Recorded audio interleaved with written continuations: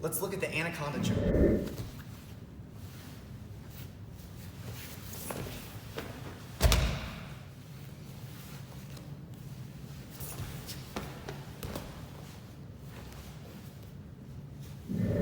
It's very important when we're in the front headlock to have a nice stable position with our legs. A lot of times people like to get into like a full sprawl, but if Josh hits a sit out right now, I'm falling straight to my face. So instead, I want to put my knee down on the same side, and I'm going to make a chin strap front headlock grip. I'm going to grab literally just cupping his chin, and then I put my shoulder right at the middle of his neck.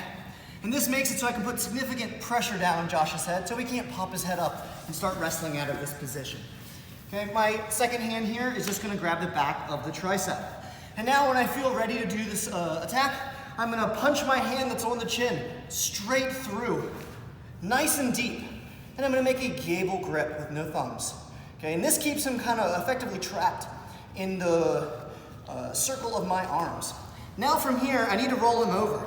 And one of the easier ways to do this, since we have this really tight grip, I really like to close my elbow for control, and then I kick him up off the mat. So Josh, can you put your hand to the mat? Very hard. So now I can roll him without him posting on the ground. I'm gonna roll by putting my head underneath his body. And then he just kind of rolls right over. And then we stop here on the side.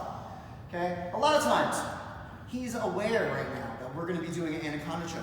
And he knows, like most arm triangle chokes, I need to compress his shoulder into the opposite side of his neck. So he wants to keep this arm wide. Yeah, a lot of times they're trying to step over and things like that. So I'm keeping this clamp, but then I'm using my leg to collapse his elbow. If he's keeping that elbow wide, I use my leg to bring it down.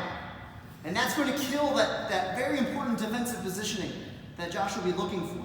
After I've done that, I'm going to take my grips, they're still together, I'm going to pull them through. So I take any slack out on the side of my arm that is directly touching Josh's neck. If there's a gap there, they can survive. So I really want to pull that through to close that space. Now from here, this is a really important trick detail. We need to grab our tricep. But if I just go this way, I'm grabbing my biceps, not my tricep. So instead, I'm going to turn my arm over and then punch it down. Now I'm grabbing my tricep, and now my arm turns back.